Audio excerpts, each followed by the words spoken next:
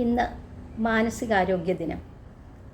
ഓരോ ദിനങ്ങളും നമ്മൾ ആചരിക്കുമ്പോൾ നമ്മൾ മനസ്സിലാക്കേണ്ട ഒരു കാര്യം, ആചരിക്കുക എന്ന് പറഞ്ഞാൽ അത് മനസ്സിലാക്കി എന്താണ് ഈ ആചരണം കൊണ്ട് ഉദ്ദേശിക്കുന്നത് എന്ന് മനസ്സിലാക്കി അതുപോലെ ജീവിക്കുക എന്നുള്ളതാണ്.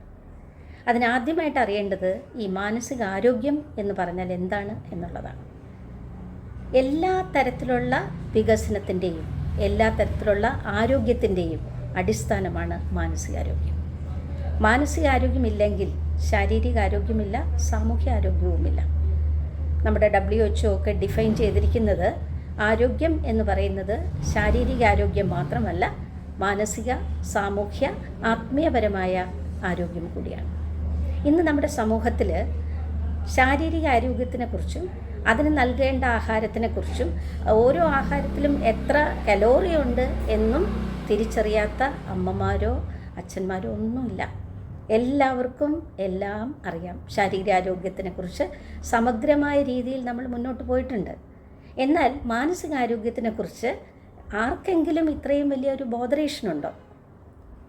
കുഞ്ഞൊരു നേരം ആഹാരം കഴിച്ചില്ലെങ്കിൽ, അവന് പനിയാണെങ്കിലൊക്കെ വളരെയേറെ ഉത്കണ്ഠപ്പെടുന്ന മാതാപിതാക്കൾ സ്വഭാവ രൂപീകരണത്തിലോ കുഞ്ഞുങ്ങളുടെ സംസ്കാര രൂപീകരണത്തിലോ ഇത്രമാത്രം വറീഡാണോ എന്ന് ചോദിച്ചാൽ അല്ല എന്ന് പറയാനേ പറ്റുള്ളൂ. അതിൻ്റെ അടിസ്ഥാനം എന്ന് പറയുന്നത് ശാരീരികമായ ആരോഗ്യം മനുഷ്യന് കാണാൻ സാധിക്കുന്നു, എന്നാൽ മാനസികമായ ആരോഗ്യം നമ്മൾക്ക് നേരിട്ട് കാണാൻ സാധിക്കുന്നില്ല എന്നുള്ളതാണ്. പക്ഷേ ഞാൻ ഒന്നുകൂടെ ഓർമ്മിപ്പിക്കുകയാണ്, മറ്റെല്ലാ ആരോഗ്യത്തിൻ്റെയും അടിസ്ഥാനം മാനസികാരോഗ്യമാണ്.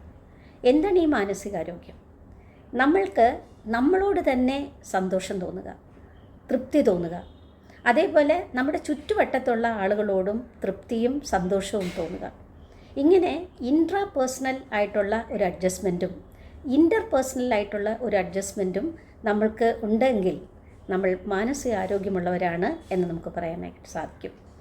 ഇതിന് വേണ്ടത് എന്താണെന്ന് വെച്ചാൽ, നമ്മൾക്ക് നമ്മളെപ്പറ്റി അറിയണം. നമ്മുടെ ഒരുപാട് കാര്യങ്ങളുണ്ട്. നമ്മുടെ ആഗ്രഹങ്ങൾ, നമ്മുടെ പ്രതീക്ഷകൾ, നമ്മുടെ ആറ്റിറ്റ്യൂഡുകൾ, മനോഭാവങ്ങൾ, നമ്മുടെ കഴിവുകൾ, ഇതെല്ലാം തമ്മിൽ ഉള്ള ഒരു ഹാർമോണിയസ് ആയിട്ടുള്ള എന്ന് പറഞ്ഞാൽ വളരെ സന്തോഷകരമായിട്ടുള്ള ഒരു ലയനമാണ് മാനസികാരോഗ്യം എന്ന് പറയുന്നത്.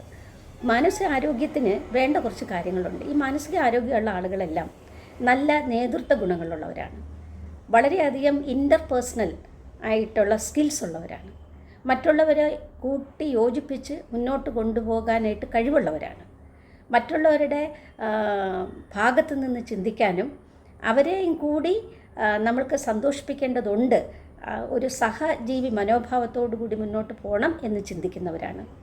അതേപോലെ ക്രിറ്റിസിസം, മറ്റുള്ളവരുടെ വിമർശനങ്ങളെ വളരെ പോസിറ്റീവായിട്ടും കൺസ്ട്രക്റ്റീവായിട്ടും എടുത്ത് സ്വയം തിരുത്തൽ വരുത്തിക്കൊണ്ട് മുന്നോട്ട് പോകാൻ കഴിയേണ്ടവരാണ്. അപ്പം മാനസികാരോഗ്യം എന്ന് പറയുന്നത് ഒരു ഉത്തമമായ ഗുണമാണ്. ഇതിന് നമുക്ക് എന്ത് ചെയ്യാൻ സാധിക്കും? ഇത് ആദ്യം മാനസികാരോഗ്യത്തിൻ്റെ ഫൗണ്ടേഷൻ ഇടേണ്ടത് വീട്ടിൽ നിന്ന് തന്നെയാണ്. ഏറ്റവും കൂടുതൽ കുഞ്ഞുങ്ങളിൽ സ്വാധീനം ചെലുത്തേണ്ട ആളുകൾ അമ്മമാർ തന്നെയാണ്. അമ്മമാർക്ക് മാനസികാരോഗ്യം ഉണ്ടാകുക എന്നുള്ളതാണ് കുഞ്ഞുങ്ങൾക്ക് മാനസികാരോഗ്യം ഉണ്ടാകേണ്ടതിൻ്റെ ആയിട്ട് ആദ്യം നമുക്ക് ശ്രദ്ധിക്കേണ്ട ഒരു കാര്യം. എവിടെയാണോ സ്ത്രീകൾ പൂജിക്കപ്പെടുന്നത് അവിടെ ഐശ്വര്യം കളിയാടുന്നു എന്നല്ലേ? അപ്പോൾ സമൂഹത്തിന് സ്ത്രീകളോടുള്ള അവരുടെ മാനസികാരോഗ്യം സംരക്ഷിക്കണം എന്നുള്ള തോന്നലിൽ അടിസ്ഥാനപരമായി മാറ്റം വരണം. വീട്ടിലെ ഏറ്റവും പ്രധാനപ്പെട്ട വ്യക്തി, സന്തോഷമുള്ള വ്യക്തി, തൃപ്തയായ വ്യക്തി ഒരു സ്ത്രീ ആയിരിക്കണം, അമ്മയായിരിക്കണം. അങ്ങനെ തൃപ്തയും സന്തോഷമുള്ളൊരു സ്ത്രീക്ക് തൃപ്തരായ സന്തോഷമുള്ള കുഞ്ഞുങ്ങളെ വളർത്തിയെടുക്കാനായിട്ട് കഴിയും. വീട്ടിൽ നിന്ന് ആവശ്യമില്ലാത്ത ഈഗോ, വഴക്കുകൾ ഒഴിവാക്കുക. കുഞ്ഞുങ്ങളെ കോൺഫ്ലിക്റ്റുകൾ വന്നാൽ തന്നെ അത് നേരിടാനായിട്ട് പഠിപ്പിക്കുക. പ്രശ്നങ്ങളില്ലാത്ത വീടുകളില്ല, പ്രശ്നങ്ങളില്ലാത്ത തൊഴിൽ മേഖലകളില്ല, പ്രശ്നങ്ങളില്ലാത്ത ഒരു ലോകമേ ഇല്ല. എന്നാൽ ആ പ്രശ്നങ്ങളെ പരിഹരിച്ച് അതിനെ ചലഞ്ചസ് ആയിട്ട് കരുതാൻ കുഞ്ഞുങ്ങളെ പരിശീലിപ്പിക്കുക, സ്വയം മനസ്സിലാക്കാൻ ശീലിപ്പിക്കുക. എല്ലാം മെറ്റീരിയലിസ്റ്റിക് ആയിട്ടുള്ള ഭൗതികമായ നേട്ടങ്ങൾ മാത്രമല്ല എന്നും മാനസിക വൈകാരിക തലങ്ങളിൽ തൃപ്തരാകേണ്ടതുണ്ട് എന്നും ഉള്ളതുകൊണ്ട് തൃപ്തിപ്പെട്ട് നമ്മൾ വളരെ റിയലിസ്റ്റിക് ആയിട്ടുള്ള യാഥാർത്ഥ്യ ബോധത്തോടുകൂടിയുള്ള അംബീഷൻസ്, ഗോൾസ് സെറ്റ് ചെയ്യാനും കുഞ്ഞുങ്ങളെ പഠിപ്പിക്കുക. കഴിവില്ലാത്ത, ബുദ്ധിപരമായി പിന്നിൽ നിൽക്കുന്ന കുഞ്ഞുങ്ങളെ ഡോക്ടറാക്കാൻ ഉള്ള വ്യഗ്രതയിൽ ആ കുഞ്ഞുങ്ങൾക്ക് നഷ്ടപ്പെടുന്നത് അവരുടെ മാനസികാരോഗ്യമാണ് എന്ന് മാതാപിതാക്കൾ തിരിച്ചറിയുക. മാനസികമായ ആരോഗ്യമുണ്ടെങ്കിൽ മാത്രമേ കുഞ്ഞുങ്ങൾക്ക് മറ്റേത് തരത്തിലുമുള്ള സമൂഹവുമായിട്ടുള്ള പൊരുത്തക്കേടുകളിൽ നിന്ന് രക്ഷപ്പെട്ട് ഉള്ളതുകൊണ്ട് തൃപ്തിപ്പെട്ട് അവരുടെ കഴിവിനനുസരിച്ച് സ്വപ്നങ്ങൾ കണ്ട് മുന്നോട്ട് പോകാനായിട്ട് സാധിക്കുകയുള്ളൂ. ഇന്ന് ഏറ്റവും കൂടുതൽ വിഷാദ രോഗികളുള്ളത് സ്ത്രീകളുടെ ഇടയിലാണ്. ഏറ്റവും കൂടുതൽ ദുഃഖിതരായ കുഞ്ഞുങ്ങളുള്ളതും നമ്മുടെ കേരളം പോലുള്ള വളരെ ഭൗതികമായ നേട്ടങ്ങൾ കൈവരിച്ച സംസ്ഥാനത്താണ്. ഇതിനൊക്കെ ഒരു മാറ്റം വരണമെങ്കിൽ പണ്ട് ഞങ്ങൾ പഠിച്ചിരുന്ന കാലത്ത് ഇല്ലാതിരുന്ന ചൈൽഡ് സൈക്കാട്രി അല്ലെങ്കിൽ കുഞ്ഞുങ്ങളുടെ ഇടയിൽ മാനസിക രോഗങ്ങൾ ഇന്ന് വർദ്ധിച്ചു വരുന്നു.